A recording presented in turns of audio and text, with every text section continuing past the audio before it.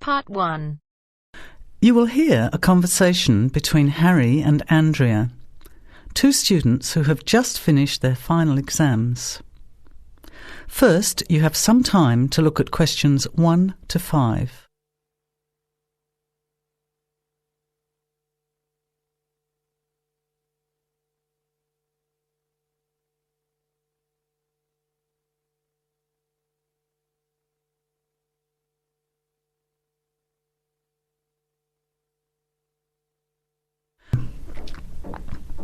Listen carefully to the conversation and answer questions 1 to 5. Hi Andrea, how are you feeling now that exams are over? It's fantastic to have finished, isn't it? And to sleep in every morning. What about you? Well, I've been catching up on sleep too, but I've got a lot to do before I leave for England.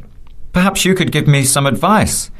I've got a lot of things I can't possibly take back with me, but I don't know what to do with them. Well, it depends on what sort of things they are and whether you're thinking of giving them away or selling them. Well, almost everything.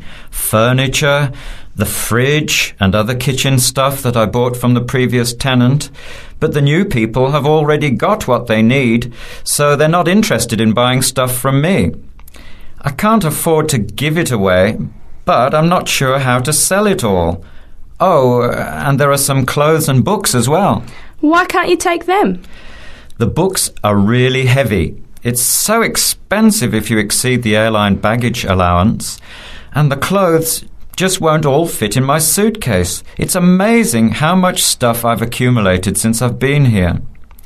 Anyway, I don't think I'll need as many summer clothes in England as I have here in Australia. I see. Well, there are several alternatives. First of all, you could put up notices around the university about the books. You know, on the notice boards in the Student Union building and in the economics department. Anywhere second and third year students will see them. People are always keen to buy cheap textbooks. OK, what should I say on the notices? Just put the titles, authors and price you want, your name of course, and maybe put your phone number on those little tear-off tags. That's a good idea. And what about the furniture? You could try doing the same thing, but usually students are away all summer, so they don't want to buy furniture now. Another place to try might be a second-hand shop.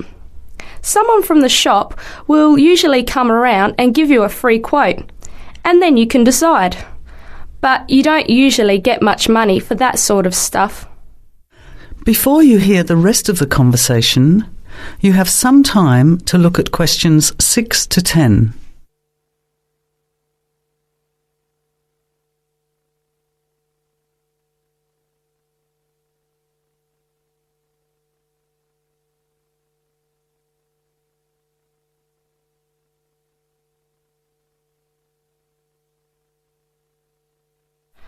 Another alternative is to put an advertisement in the Trading Post. Do you know that paper? It comes out every week advertising things people want to sell. You have to pay to put the advert in and then hope people phone. Give them as much information as possible, and if they're interested, invite them to come and have a look. The hard part is agreeing on a price. No, I haven't seen the Trading Post, but I should have a look at it.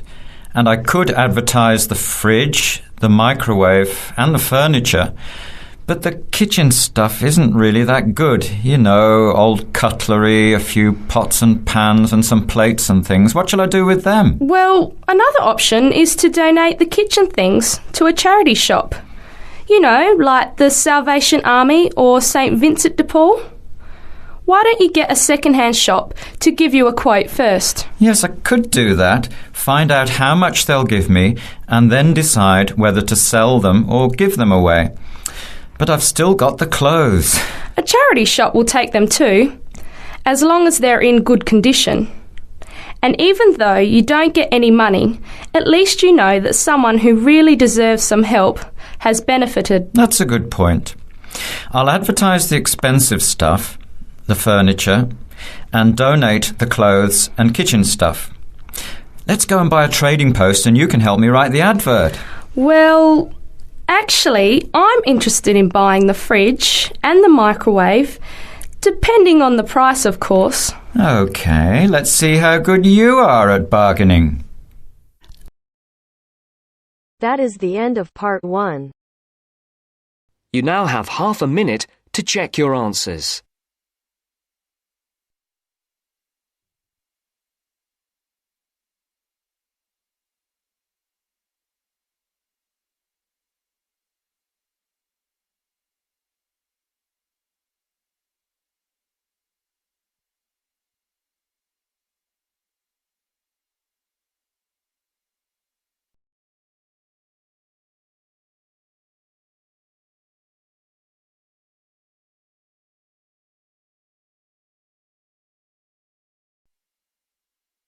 Now turns to part 2. Part 2. You will hear an extract from a talk about facilities for students with disabilities. First, you have some time to look at questions 11 to 13.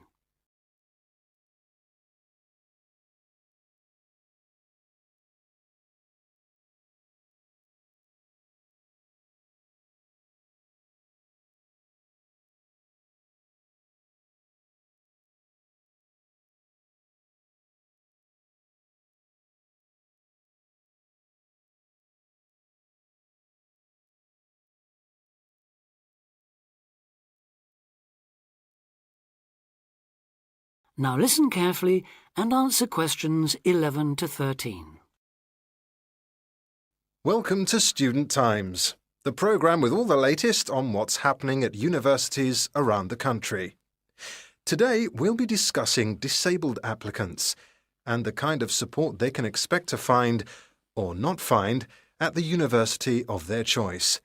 With me to tell us more is Student Disability Advisor Sally Taylor. Good morning, Sally. Good morning, Hugh. I'd like to start by pointing out that although 1 in 4 people has some kind of disability, the proportion among students is much lower. This is partly because most students are under 25 and many people only develop their disabilities as they get older, but it's also because some universities don't do much to encourage access.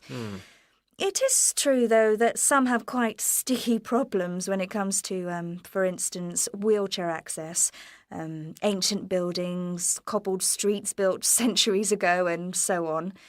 When faced with such a situation, some universities make an extra special effort to provide for students with particular disabilities, while others have specialist accommodation. In fact, all universities should have a written policy statement on students with disabilities, setting out what facilities they have, what their attitude is, and what they're prepared to do. But having said that, only you can properly understand the challenges of any disability you have, and so before accepting a place at a university, or even while you're considering applying, if only to raise the university's awareness, it's good to talk to them and find out how much they can and will do for you. The problem is who to talk to. Most universities and some students' unions have a disability advisor who is supposed to know what facilities they already have and will help with further arrangements if necessary or possible. However, all too often this person is a token. Sometimes it's just an extra responsibility given to a secretary. They don't know what the situation is in practice, and they don't have any real authority to change anything. So, given that for any prospective student it's best to visit a university before applying, it's an especially good idea for students with disabilities or special needs to check whether the place really does come up to scratch.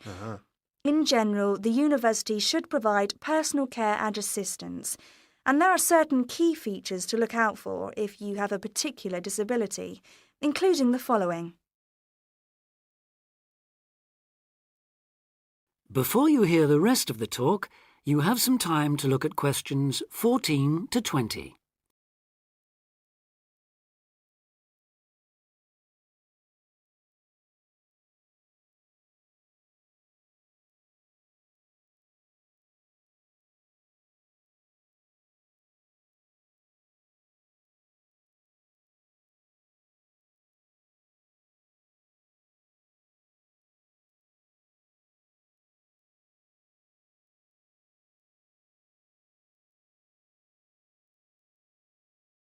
Now listen and answer questions 14 to 20.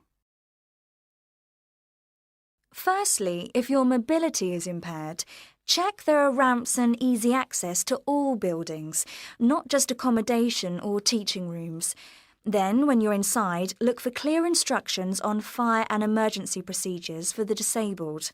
Also, make sure there are lifts that work, not the usual ones that seem to be out of order half the time. And check for suitable lavatory facilities. There is a different set of things to look for if you suffer from any kind of hearing impairment. There should be induction loops in lecture theatres, flashing sirens in all rooms, and in accommodation, visual doorbells that light up when somebody calls round to see you. If it is your sight that is impaired, there obviously need to be braille translators of books and documents. In all buildings, the stairs, floors, doorways and windows must have clear markings, and there also have to be special fire and emergency procedures for you. If you suffer from dyslexia, you will need a computer for general use and in exams. And as exams may take you longer to complete, you should be allowed extra time in which to do so. This applies to work in general too. There are, of course, many other possible health difficulties that you may suffer from, such as diabetes, epilepsy, or heart conditions. If this is the case, check the availability of access to appropriate treatment, including medication and/or therapy. Finally, make sure that in the event of an emergency, it is clear what you and other people who may be involved have to do.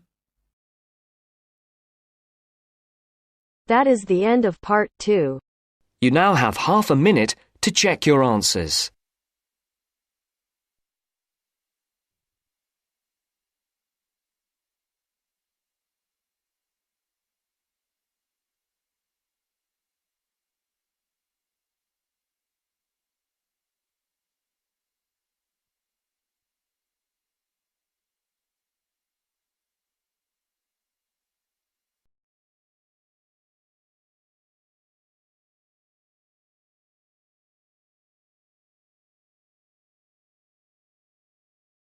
Now turns to part 3.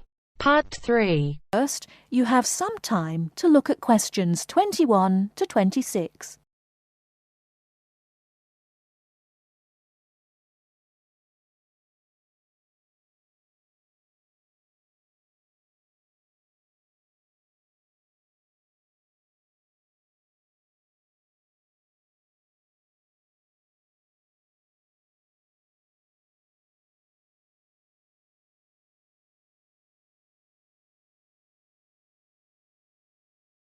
Now listen carefully and answer questions 21 to 26.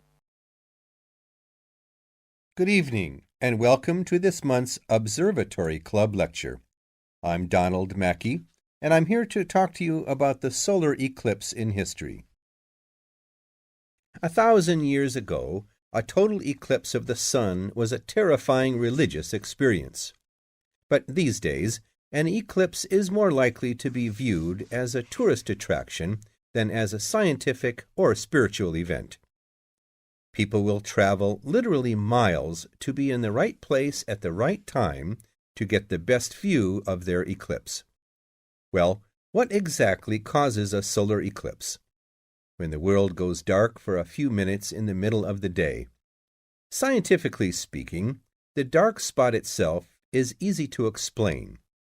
It is the shadow of the moon streaking across the earth.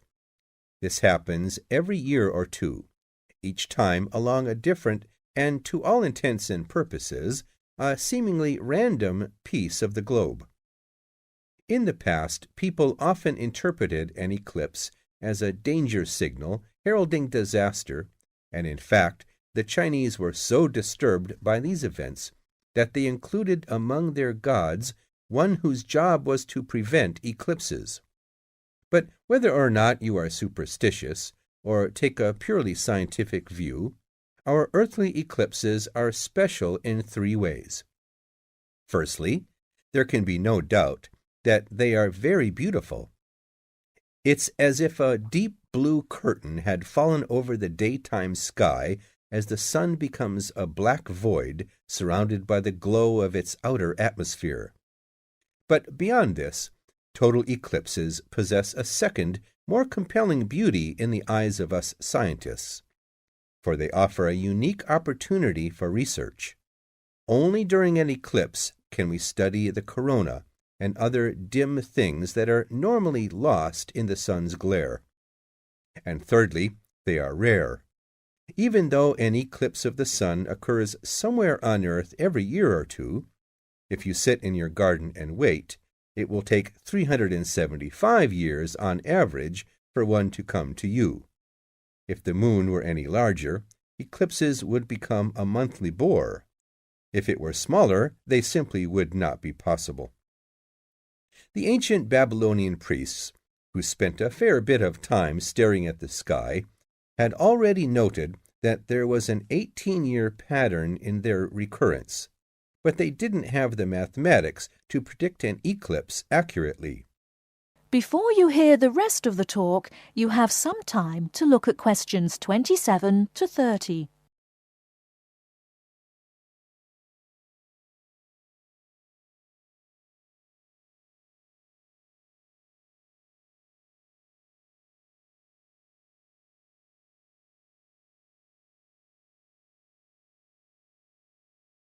Now listen and answer questions 27 to 30. It was Edmund Halley, the English astronomer, who knew his maths well enough to predict the return of the comet, which incidentally bears his name, and in 1715 he became the first person to make an accurate eclipse prediction. This brought eclipses firmly into the scientific domain, and they have since allowed a number of important scientific discoveries to be made.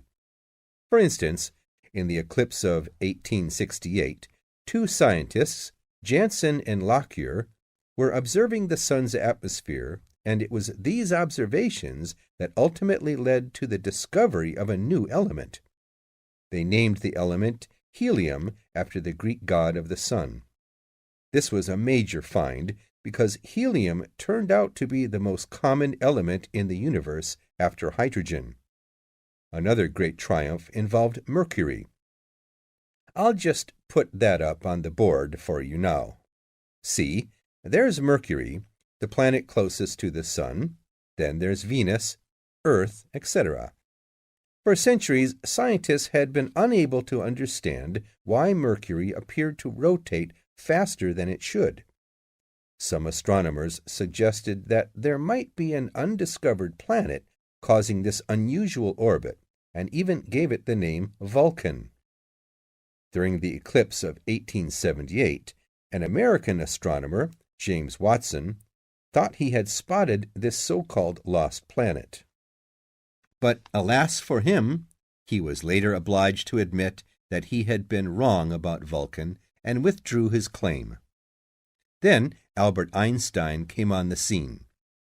Einstein suggested that rather than being wrong about the number of planets, astronomers were actually wrong about gravity. Einstein's theory of relativity, for which he is so famous, disagreed with Newton's law of gravity in just the right way to explain Mercury's odd orbit. He also realized that a definitive test would be possible during the total eclipse of 1919, and this is indeed when his theory was finally proved correct. So there you have several examples of how eclipses have helped to increase our understanding of the universe. And now let's move on to social.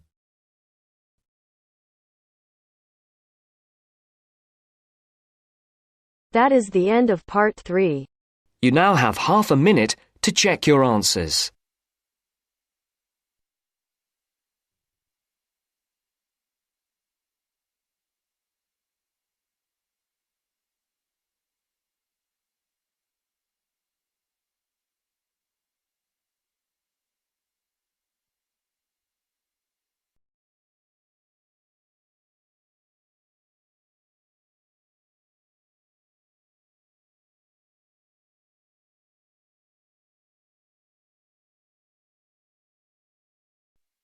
Now turns to part 4. Part 4. You will hear an extract from a talk about student health, and specifically about ways to avoid headaches. Listen to what the speaker says and complete the summary. First, look at questions 30 to 40.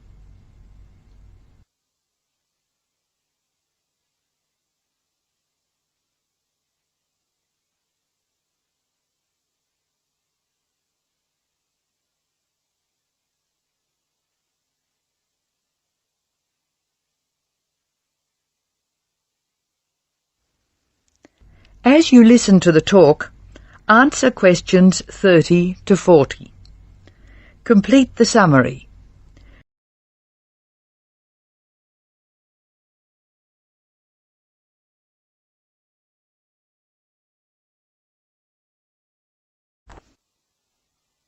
Hello, welcome to the Student Orientation Programme. Today's session is on health issues, and this talk is about headaches and how to avoid them. It may surprise you to hear that headaches are often caused by hunger. In fact, one study suggested that 70% of headaches are related to hunger, which makes it the principal cause. The advice is simple: eat 3 meals a day and try to keep to a fairly regular schedule of meals. People associate noise with headaches, and for most of us, excessive noise creates the conditions for a headache. Very loud noise is unpleasant, and people usually remove themselves from it. Having said that, younger people tend to tolerate noise better than their elders, so I may be leaving noisy places far earlier than you. Just remember that exposure to too much noise may predispose you to a headache. Of course, we all associate headaches with studying. In fact, the headache probably doesn't come from the studying so much as from being tense. When we study hard, we often hunch over our work. Try raising your shoulders and tensing them, and now relax. Can you feel how much more comfortable a relaxed stance is? Another thing, it's very important to check that you're working in a good light. It will not actually hurt your eyes to work in a bad light, but it will make you tired very quickly, and is very likely to give you a headache. What's more, if you have the book flat on a desk in front of you, it will be harder to read, and you'll have to hold your head at an odd angle. It is wise to have a book rest, which raises the material you are reading 45 degrees to the desk. This will help reduce your chance of a headache.